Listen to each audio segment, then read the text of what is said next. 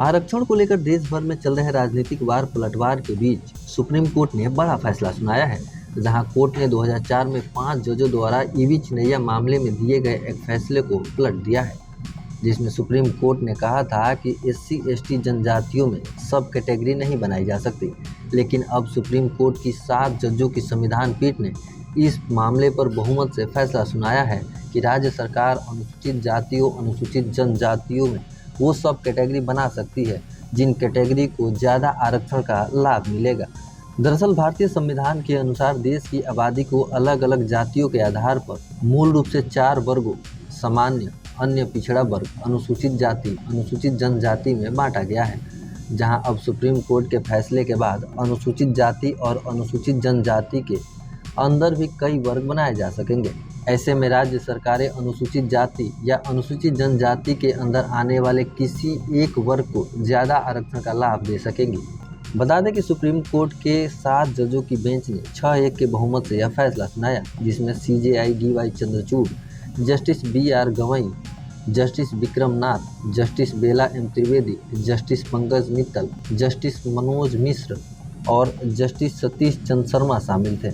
जहां बहुमत के इस फैसले से जस्टिस बेला त्रिवेदी ने असहमति जताई।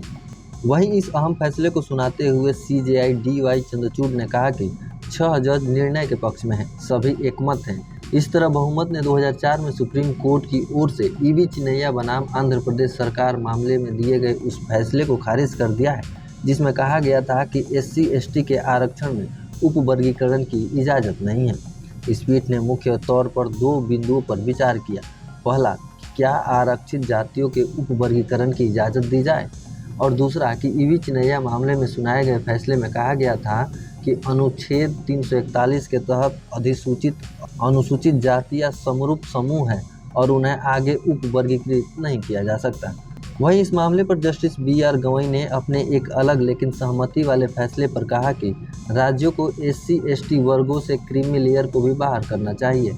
उन्होंने कहा कि अनुसूचित जाति के क्रीमी लेयर के बच्चों की तुलना में गांव में मैला ढोने वाले अनुसूचित जाति के व्यक्ति के बच्चों से करना बेईमानी होगी।